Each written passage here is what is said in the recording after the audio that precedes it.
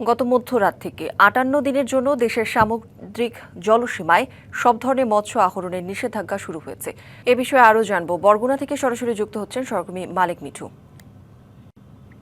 মালেক, মধ্যরাত থেকে তো সাগরে মাছ ধরার নিষেধাজ্ঞা শুরু হয়েছে। সরকারি নির্দেশনা জেলেরা মানছেন কিনা, এবং আমরা প্রতিবেদনে দেখছিলাম যে প্রায় ৬০,০০০ জেলে কিন্তু কর্মহীন হয়ে পড়েছেন। কি বলছেন তারা, সব মিলে জানাবেন।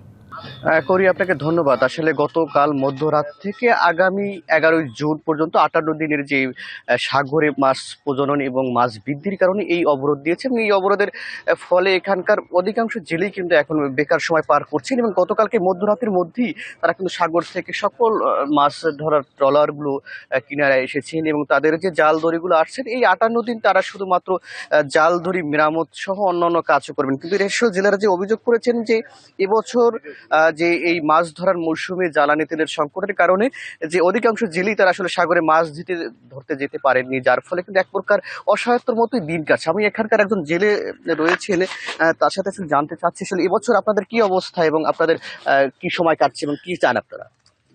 আমাদের এই ৬৫ দিন যে অবরোধ দিয়েছে, আমরা তো এখন দাঁড়িয়ে কুলে, আমাদের মাছ ধরার কোনো শক্তি নাই।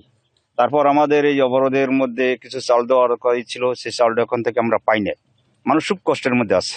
যদি আমরা চালটা পাইতাম তো আমাদের উপকার হইতে অনেক। ২০০-র বেশি সার্ভিস ও ফিচারে লেনদেনের সব বিকাশ অ্যাপে সম্ভব। এখানকার যে অন্যান্য যে জেলেরা রয়েছেন তারা জানাচ্ছেন যে এই সময়কালে আসলে তারা বিভিন্ন এনজিও থেকে আসলে বিভিন্ন লোন নিয়ে তারা আসলে এই সময়টা কাটাচ্ছেন, কিন্তু বিশেষ করে এই সময়টা ৬৫ দিনে কোনো রকম তাদের আয় নেই, যেহেতু তারা এই সময়টা যাতে যে এনজিও গুলো আছে তারা যাতে কিছুটা ঋণ মৌকুব করেন এবং যাতে ঋণ এই সময়টা না নেন, এটাই আসলে জেলেদের পক্ষ থেকে দাবি করা হচ্ছে। এবং যে বিভিন্ন যে ৬৫ দিনে যে ৫৮ দিনের যে অবরোধটি রয়েছেন, সেই ৫৮ দিনের অবরোধের সময় জেলেরা চাচ্ছেন যাতে প্রত্যেকটি জেলেই প্রায় তারা যাতে সরকারি সহায়তা পান, এবং সহায়তার পাশাপাশি আর্থিক সহায়তারও দাবি করেছেন এখানকার যে জেলেরা রয়েছেন। সর্বোপরি এখানকার যে আসলে মৎস্য বিভাগের সাথে কথা বলেছি যে লক্ষাধিক জেলে থাকলে এবছর মাত্র যে ৫৮ দিনের অবরোধে চাল পাবেন মাত্র ২৭,০০০ জেলে। আসলে এই এত সংখ্যক জেলের মধ্যে সামান্য এই যে বরাদ্দ, আসলে বরাদ্দ তাদের কোনো পাবেন না অনেক জেলেরাই।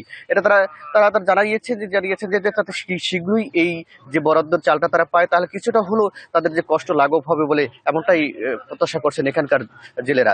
এই ছিল আসলে বরগুনা থেকে সর্বশেষ। করি মালেক, ধন্যবাদ আপনাকে।